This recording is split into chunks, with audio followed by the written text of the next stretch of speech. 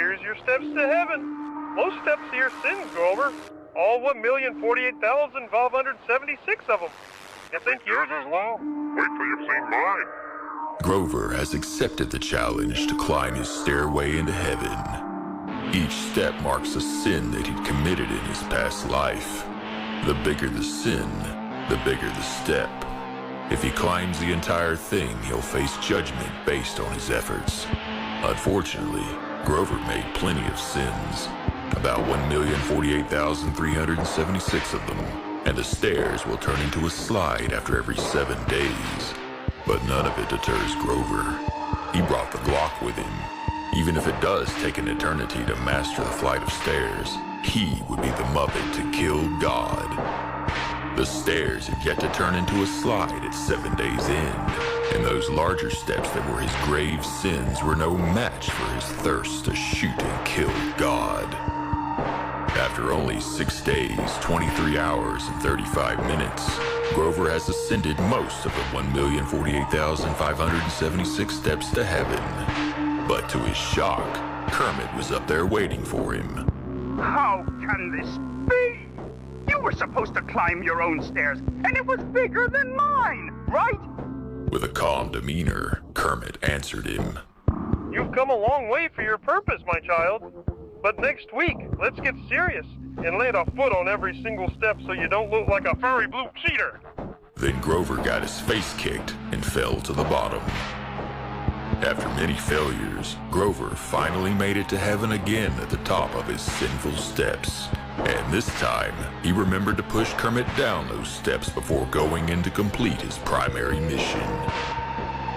As Grover concentrated on where God might be, he noticed a growing glow all around him. His teeth began vibrating as it reached a blinding crescendo, forcing him to shut his eyes tightly as he waited for his nemesis to appear. His head felt to be in the grip of a closing vice. In a terrified frenzy, his words jumbled and somehow cried out, Show me God! Instantly, the buzzing and glowing stopped. Grover began to see himself in a puddle at his feet. It stared him in the face. He had usurped God. He was handed down ultimate power in the moment of Kermit's tumbling collapse and is now in control of every aspect of the cosmos. The sun and moon, good and evil, and all the things sacred are in his hands to maintain alone. That was never part of the plan. Grover intended to shoot God, and by God he will. God? Where are you, you hell-ass bitch? I'm here for you, and I've got nothing to lose but this gun I stole before I die. Grover didn't get a response. I know you're hiding. I get it. Birth chips weren't supposed to be invented. Grover looked around for a few minutes before he realized God isn't here. At this point, he wondered if God was that frog he just shoved down the stairs. But in any case, he kept his guard up. What Grover had missed in his bloodlust was the 1,048,577 step that had manifested the moment he had thrown the frog down the stairs. It was so immeasurably tall in every dimension that he had no way of perceiving its formation or its full form.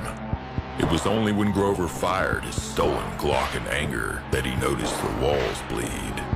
The sizzling bullet caused the scorched, cooked meat smell to emanate from the hole. I'll climb this too, you big son of a bitch! Grover shoved his hand into the entry wound, digging at it until he could get a handhold. He shot open a new hole, repeated, and made progress. I'll shoot a hole in your face and climb the stair for that too, God! Grover had just finished the sentence when what he had understood to be a wall shrugged.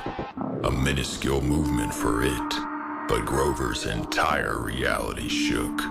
Hubris, he heard whispered coldly in his mind as he fell.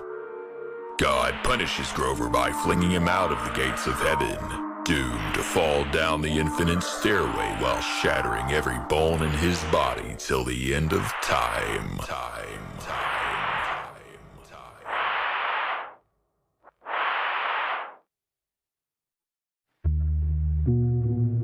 How long has it been? Years?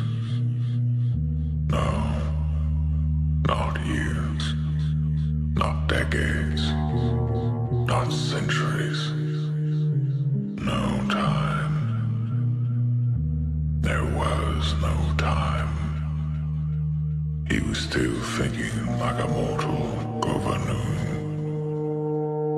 The day he left Earth was the last day he was a part of. The moment before he entered the portal was the last time he was a part of this world. Time is gone. All of eternity stretches forward forever. A single second, a million years. It's all the same now. The neon flashes of the multicolored radiation that spilled forth from the distortion in deep space. The bright white of the world when he first left his mother's womb. It had all melted together into a singular moment. A never-ending eternity. Time was gone.